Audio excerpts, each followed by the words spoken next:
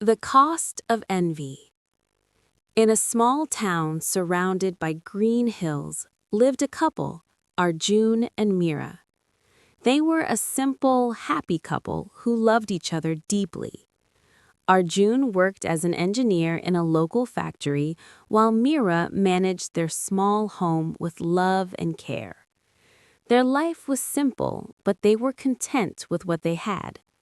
They spent their evenings talking, laughing, and sharing stories, enjoying each other's company. Their happiness was pure, and they found joy in the little things. June adored Mira and did everything he could to make her happy. Mira, in turn, appreciated June's hard work and dedication. Their bond was strong, and they were each other's best friends.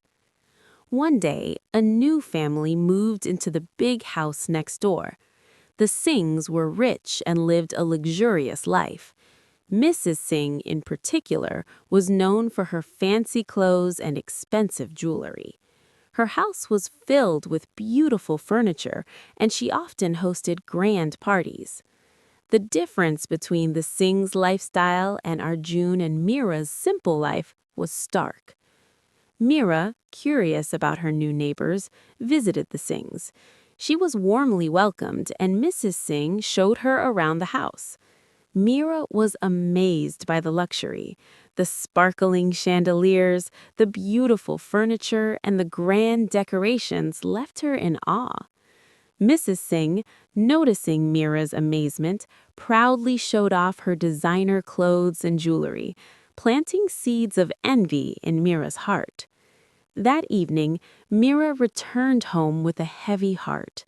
As she cooked dinner, she couldn't stop thinking about the luxury she had seen.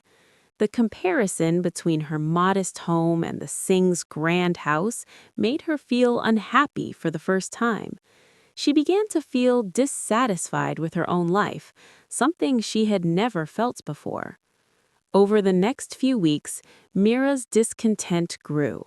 She started to resent their simple house, her plain clothes, and the lack of luxury items that Mrs. Singh had. She began to argue with June, demanding that he buy her new clothes and jewelry, and expressing her desire for a more lavish lifestyle. June, why can't we have nice things like the Singhs? I want to wear beautiful clothes and jewelry. I want to live in a grand house and have people envy us, she said one evening, frustration evident in her voice. June was surprised. Mira, we've always been happy with what we have. We don't need material things to be content. But Mira was relentless. The arguments became frequent, and June, unable to bear seeing his beloved wife so unhappy, decided to fulfill her wishes, even if it meant stretching their finances. He took out a loan and bought Mira some new clothes and jewelry. For a while, Mira was thrilled. She wore her new possessions with pride, and her envy seemed to subside. But soon the initial excitement wore off, and she found herself wanting more. Mrs. Singh noticed Mira's new acquisitions and, in her cunning way, praised her, but she also mentioned that such things were just the beginning. True luxury, she said, is in the finer things: imported cars, designer bags, exclusive memberships. Mira's desires began to escalate. She pressured June to buy more expensive items, pushing him further into debt. June, loving Mira deeply, did everything he could to meet her demands, but it took a toll on him. He took on extra work, barely slept, and was constantly worried about their finances. In the midst of this, Mr. Singh started paying undue attention to Mira. He complimented her often, inviting her to their lavish parties and showering her with flattery. Mira, flattered by the attention and blinded by her envy, started to spend more time with the Singhs, neglecting her own home and husband. June noticed the change. He saw how Mira's interactions with Mr. Singh became more frequent and how she seemed more distant. He tried to talk to her, to remind her of their love and the life they had built together. But Mira was too caught up in her newfound desires to listen. One evening, after a particularly heated argument about money, Mira stormed out of the house and went to the Singhs. Mr. Singh, sensing an opportunity, took advantage of the situation. He comforted Mira, playing on her vulnerabilities, and eventually proposed to her, suggesting that he could give her the life she dreamed of. Mira, in a moment of weakness and blinded by the allure of wealth, agreed. She decided to leave Arjun, believing that a life with Mr. Singh would bring her the happiness she craved. The news devastated Arjun. He couldn't believe that the woman he loved so deeply, the woman with whom he had shared so many beautiful moments, had chosen wealth over their relationship. Heartbroken, he let Mira go, hoping that one day she would realize the true value of what they had. Mira moved into the grand mansion, initially thrilled by the luxury surrounding her, but soon she began to see the cracks. Mr. Singh's attention waned, and she realized that his interest in her was fleeting. Mrs. Singh, though initially welcoming, became cold and distant. Mira felt like an outsider in the grand house, surrounded by opulence, but devoid of genuine love and warmth. Days turned to weeks, and Mira's longing for her old life grew. She missed Arjun's kindness, their heartfelt conversations, and the simple joys they shared. She realized that the material possessions she had envied brought her no real happiness. The love and bond she had with Arjun were irreplaceable. One rainy evening, Mira stood by the window of the grand mansion, looking out at the small cottage she once called home.